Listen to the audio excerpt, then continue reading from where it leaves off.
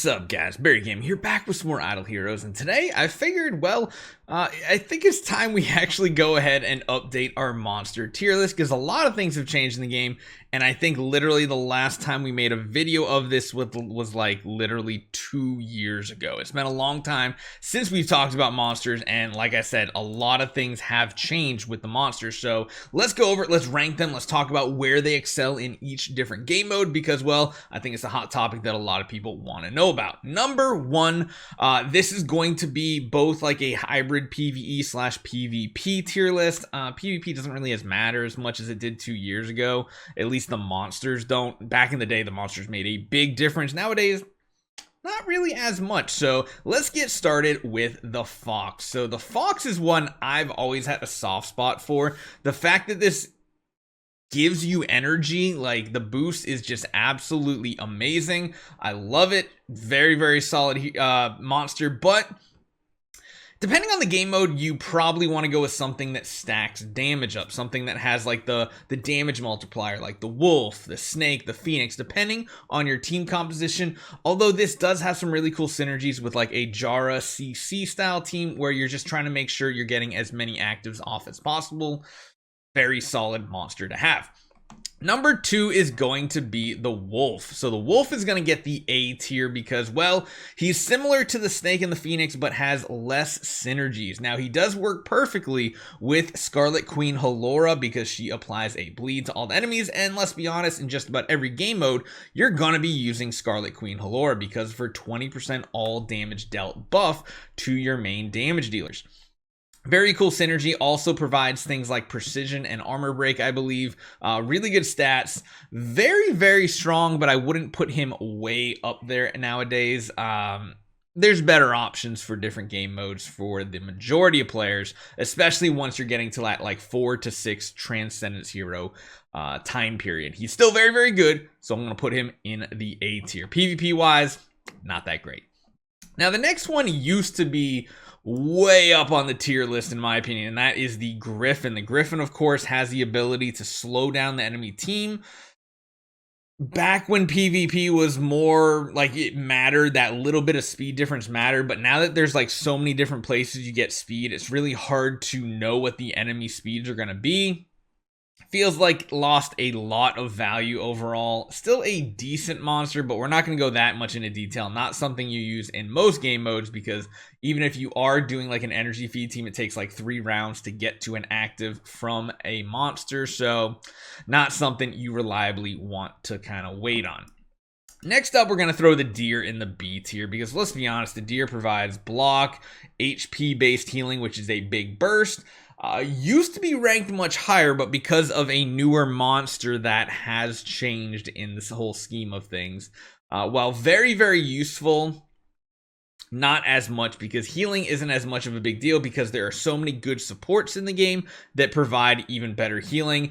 And the fact that shields now exist in the game too, a lot of the deer's healing is actually overhealing versus other ways of getting shielding. It's harder to cap on shielding than it is to cap on healing, so that's why putting them down in the B tier, still like a decent one to build for maybe like PvP or something like that, but overall definitely lost a lot of value. Honestly, I'd probably put the Fox ahead of the deer as far as the tier list goes. After this one, we are going to talk about the dragon. Now, the dragon used to be like one of the tippy top best ones in the game because, of course, his active ability has a chance to stun. He boosts your crit chance and your crit damage. And then on top of that, he gives you a stacking holy damage buff. But that doesn't really compare to the damage buffs that the wolf, the phoenix, and the snake have. So it really does make it kind of suffer. It makes him get a little less useful. Still can be useful in certain game modes like PvP and stuff like that, but it's really hard to replace like the top monsters nowadays. I know a lot of people probably have like every monster if they've been playing for like 3-4 years, but if you're in the earlier game, I probably would not build him anymore. The next one's going to be the stone golem. I'm just going to put him down to the D tier because, well, he does petrify, but the buffs he gives are not really that great. We used them way back in the day at the beginning of the petrify meme team, which I think was in like 2020.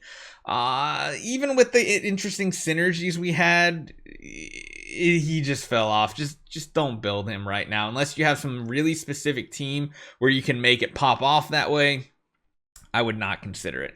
The first S tier monster is going to be the Phoenix because, well, holy damage buff is absolutely amazing. Crit damage buffs are amazing. The fact that he heals and also provides you a stacking burn dot, which in the early game can be very easy to apply. All you need is like a 6-star or even just like an active ability on a 5-star Death Sworn. Yes, the Shadow 5-star, 4-star, whatever, applies a burn that lasts 15 rounds. That can be an amazing early game synergy for the Phoenix, and you really don't need to put much time investment into it whatsoever. Even if he just dies at 6-star, he applies it to all the enemies. Very, very, very good combination, and still one of the best damage dealers in the game. The other little side note with the Phoenix, because it applies a hit and then a burn dot afterwards, very good to try to like knock out Unbending Will shield layers in PvP as well. So that is a little side bonus. Monsters don't really do that much damage anymore. Even if you have like a level 360 tree, it's not very significant. But the buff, the 80% damage buff versus burning targets, that's where the sweetness is. And honestly, it's kind of why the snake's going up here as well. The snake's going up there mainly because the hero Mystic Fairy Freya exists, and the fact that she can, when having her 4th tree branch sublimed all the way, give a bonus damage to your damage dealers against poison targets. Well, that is just a really awesome synergy. The damage, like the stats and everything, are pretty solid that you're getting from the snake as well, and it's just a really, really reliable way that even if your Mystic Fairy Freya does die, the snake can continue to at least apply a poison dot on them, and yeah, does a lot of damage. The next one is going to be Apparition. I'm going to put it up in the B tier still, I think. I don't know, it's kind of like a B/C tier. Apparition was mainly used back in the day with like Mim Cheese teams because it added a whole lot of holy damage. I mean, the Phoenix came around and kind of took that away from the Apparition. I think Apparition's the one too where like you can freeze the targets and you do bonus damage versus frozen targets.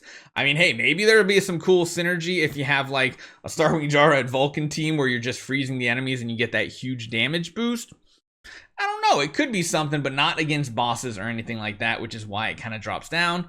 Now that I say that, I kind of want to make a freestyle team. I really do. It kind of sounds like a fun meme team. So, and then lastly, we're gonna put Nemean the lion up here in the A tier as well. This is where the deer kind of used to sit, but now has dropped down, and the lion has taken the place because, well, shields are a lot more powerful in most situations than straight up healing, because of course, to hit the shielding cap, it takes a lot more because there's a lot fewer ways to get shields.